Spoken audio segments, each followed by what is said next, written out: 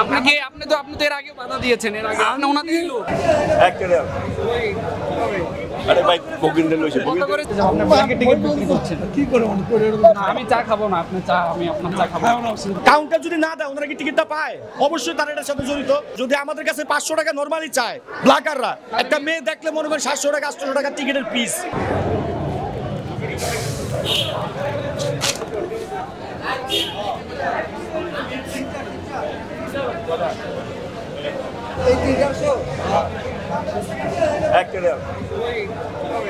আরে ভাই বগিন্দের লইছে কত করে সেল হচ্ছে?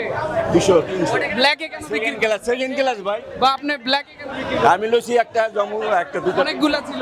আরে না ভাই এই দুটাই কাউন্টার ছাড়া কেন নিলে ভাই? আমার লইছি দুইটা টিকিট।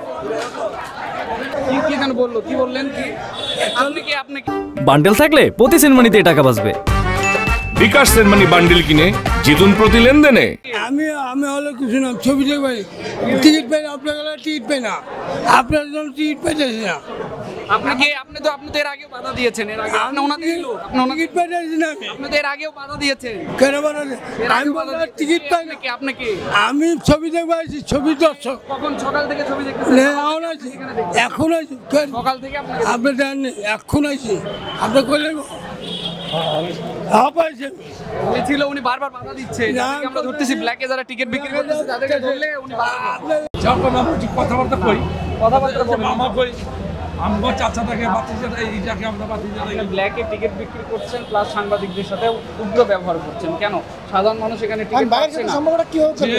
হ্যাঁ, এখন আপনি আমার সাথে কিভাবে সম্পর্ক করবেন বলেন? এমনি কেন? আপনার সাথে আমি কেন সম্পর্ক করতে যাবো? আপনি ব্ল্যাকে টিকিট বিক্রি করছেন। কি করে না, আমি চা খাবো না, আপনি চা, আমি আপনার চা খাবো। তাহলে আপনি চা খাওয়ার জন্য কেন বলছেন? আমি চা খাবো না, ঠিক আছে যান। যদি আমাদের কাছে 500 টাকা নরমালি চায় ব্ল্যাকাররা, একটা মেয়ে দেখলে মনে করেন 700 টাকা 800 টাকা টিকিটের পিস, তো এগুলো অতিরিক্ত জুলুম না? এখানে এই মধুমিতা হলেই এটা কোথায় মানে এখানে ওনার কাছে ভাইয়ের কাছে পুরো ভিডিও ফুটেজটা আছে, আপনি ওনার থেকে কালেক্ট করেন। কাউন্টার যদি না দেয় ওনারা কি টিকিটটা পায়? অবশ্যই তারা এটার সাথে জড়িত, কম হোক বা বেশি হোক এটা তাদের সাথে তারা জড়িত। এটা তো উচিত না ভাই। আমরা তো কষ্ট করে আসি একটা মুভি দেখতে, আমাদের জন্য তো মুভিটা রিলিজ হয়। যদি আমরাই দেখতে কষ্ট হয়, হয়রানি হই, তাহলে তো এটা উচিত না ভাই। মনে করেন আমাদের কাছে নরমালি যদি দিছি 300 টাকা, এখন আমাদের কাছে 400 টাকা চাইছে। যদি দেখছে আমার সাথে মেয়ে আছে, তখন এই টিকিটের দাম হয়ে যাবে আপনার 600 টাকা, 700 টাকা পিস, দুজনে 1400 টাকা। তখন তো আমি মেয়ের সামনে লজ্জায় কথা বলতে পারবো না, এইভাবে নিয়ে নিব। এটা তো আসলে পুরাই দুর্নীতি আমাদের সাথে এটা করতেছে।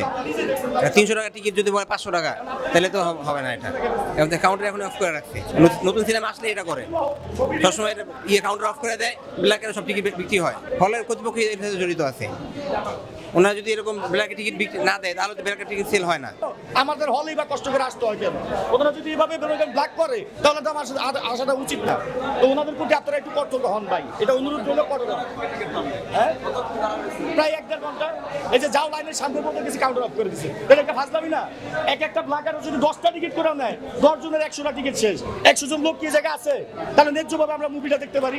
তো নতুন ওনারা হাই নিতেছে, একটা ডিসি 300 টাকা, ওনারা নিতেছে 400 টাকা 400 টাকা, একটা রিয়াল মনে করেন 200 টাকা, ওনারা নিতেছে 300 টাকা। তাহলে এটা জুলুম হয়ে যেতেছে না? তার মুভিটা নতুন আসেই বা কেন, আর হলে দেয়ই বা কেন, আর আমাদের মতো মনে করেন দর্শকরা হয়রানিটা করে কেন?